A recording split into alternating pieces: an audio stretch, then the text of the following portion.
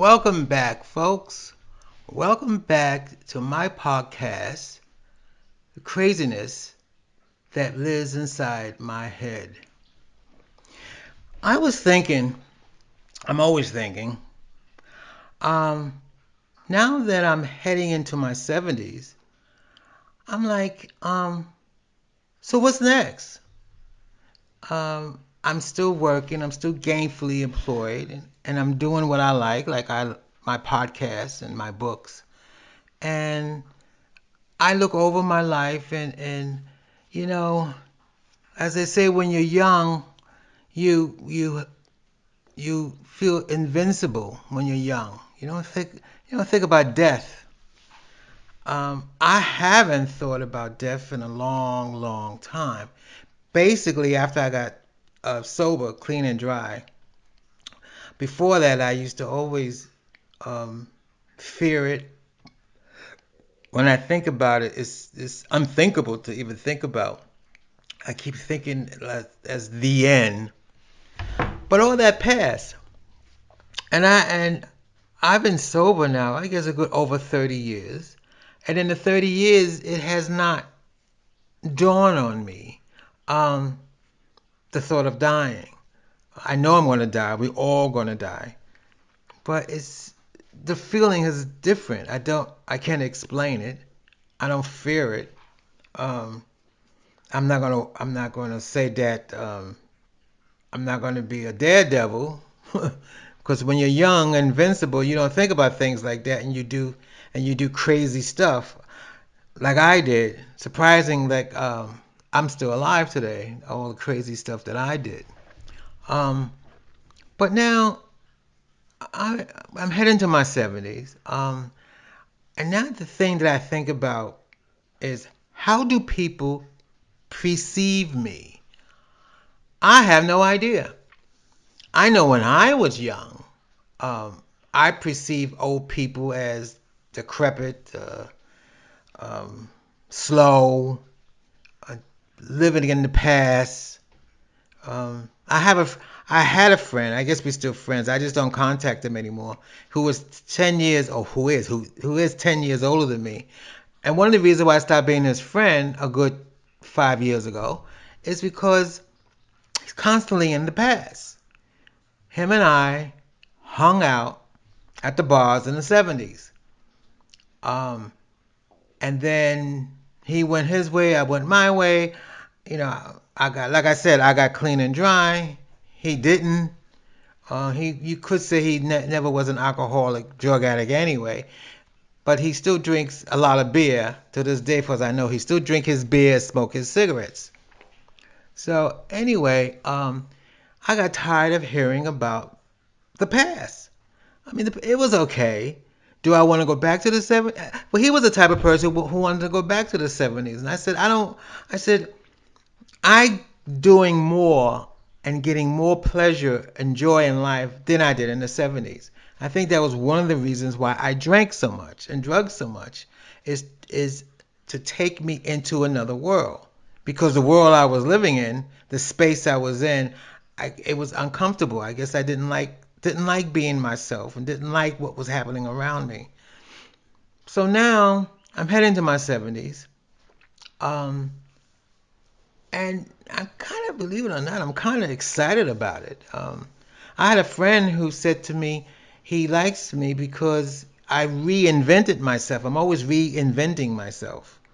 When I was in my 40s, I started doing my cable shows on BronxNet. And I remember my mother, she said, "You too old to be doing that." Well, what else I want to do? I mean, this is what I wanted to do. Why can you be too old to do anything? I mean, this is what I wanted to do, and I did it, and I'm glad I did it. One of the things that was in my mind back when I was younger is I want to do all the things that I want to do. If I want to do it, I'm going to do it. Because one thing I do not want to do, I do not want to be sitting in a rocking chair, decrepit old man, thinking about, oh, I should have done this when I was younger. I could have done that when I was younger. And no, I'm doing it. I'm doing it. I did do this. Well, I did do the things that I wanted to do when I was younger. So, but now the thing is, how do people perceive me? I don't know. I look in the mirror, I see, I see me. I know I look older. Sometimes I look in the mirror, I say, oh my God, you're old. But how do other people perceive me? I don't want to be perceived as a decrepit old man who lives in the past and he can't keep up with society of today. Uh, I try my best. I think I'm doing a great job in being relevant. That's the word that I want to use for the day. Relevant. Because when you're not relevant, you're sitting at home in a rocking chair. You're looking at. I know people do this when they look at these TV programs. There's always TV programs from the 60s and the 70s and music from the 60s and the 70s and that's all they want to talk about. Like my friend I started being friends with, every time I call him, oh, remember this song? Yeah, I remember that song. Oh, remember we used to do this? Yeah, I remember we used to do this. I said, but I'm not doing that now. I'm not at the discos. I'm not drinking drugs. I'm not taking drugs, and I'm not drinking alcohol, and I'm not twirling around the dance floor. No, I couldn't do that now anyway. I'm too old. But the thing is, now that I'm heading into my 70s, which believe it or not, I'm kind of excited about it. But when I'm heading into my 70s, is these are the things I want to do. I got this podcast. I'm talking to you, but this is what I want to do. Now, whether people like it or not, my topics may be very boring, which I don't know. Interesting enough, when I first started doing my um, this is back in the 80s when I first started producing my own stage plays because I couldn't find backers to back me to do my stage plays because a lot of people um, it was gay. I had somebody says to me, well, do you have to write gay stuff? Why don't you write? He goes, you're a good writer. Why don't you write something that people would like?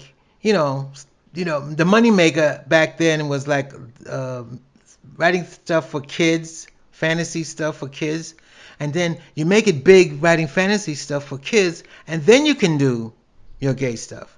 No, no, I'm an artist. I'm not a commercial artist. I'm not somebody you could come to and say, well, I need this, I need that, and I'll give you $1,000, $1,000,000 if you write that. I may not if the topic doesn't interest me, I can't write it. I mean I'll be faking it if I don't feel it. I'm an artist, not a commercial artist. I like to just like when I do my podcast. I only podcast the when I feel it. When I feel like talking to you people, when I feel like telling you what's going with the craziness in my mind. I mean, that's why my podcasts aren't. Because when I first started doing this, one of the things to say when you podcast, you should put out a podcast the same time, at least once a week at the same time. I can't do that. I mean, if I don't feel it, I'm faking it, and I don't feel like doing that. I haven't done it and goodness, I'm going on 70 years old. I haven't done it all these years. I don't feel like doing it now. If I make it big, I make it big. But how do people perceive me? And I wonder about that. When I see people in the street or go to the store, the thing that I dislike a lot, I just it's respectful for young people to say. A lot of young people don't do it, but it's respectful when a young person says, "Call me sir." Yes, sir. And that's sir. Yeah. I had a client that did that to me today. Yes, sir. Right. Everything was sir. I mean, that's respect. But me coming from New York City, I'm not used to be called sir. When you call me sir, right away I'm thinking, oh, I'm old. He thinks I'm old. No, he's calling me sir out of respect, which I guess that's a good thing. I mean, especially with these young people today, that's a good thing that he's calling me sir. So, but I just got this thing in my mind is how do people perceive me? how do they respond to me? Are they responding to me out of respect, or in their mind they're thinking, "Oh, look at this old fool trying to do this"? Just like with the podcast, I'm quite sure this guy's my age. I have friends. I'm quite sure they be saying, "Oh, you too old to be doing that. You too old to be doing this." You know, And then I had a young guy who says to me, "When are you going to retire?" And my response is, "Retire from what? Retire from what?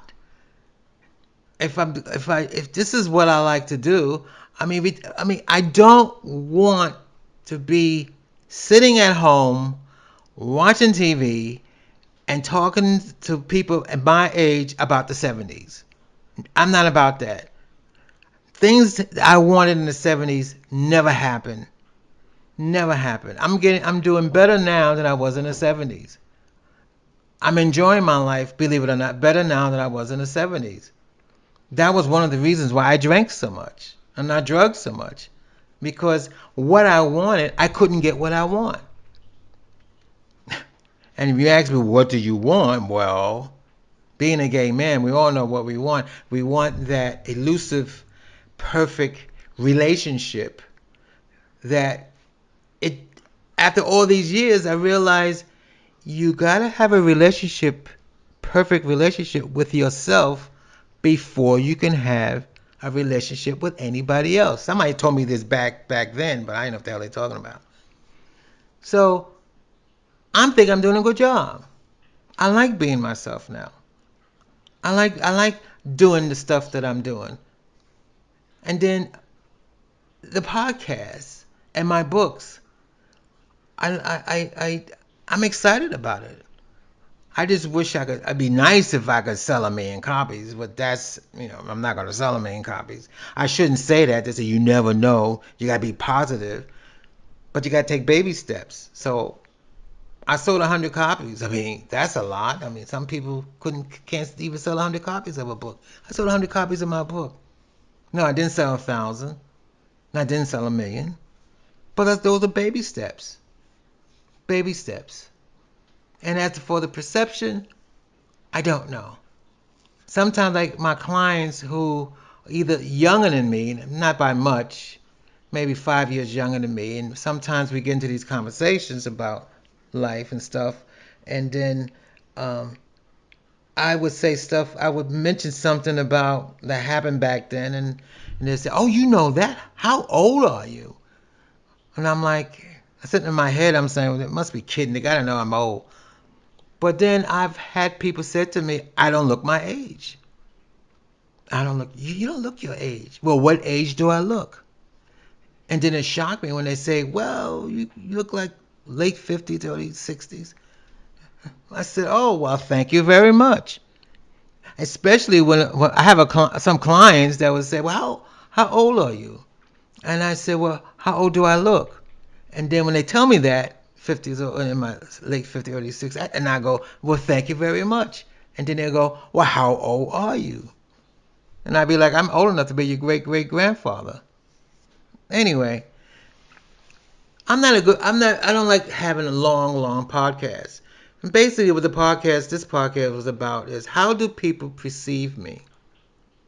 How do people perceive me? It's interesting. I would like, in my mind, I would like to go into the people's heads and see how they perceive me. And then I said, if I find out, what would I do different? I don't know. Right now, I'm thinking, well, maybe I should dye my hair. I don't want to dye it black. I never had black hair. I had dark brown hair. I don't want to dye it dark brown. I think I want to bleach it gray. I want the gray hair. I feel if I'm gonna be old, I might as well be old all over, right?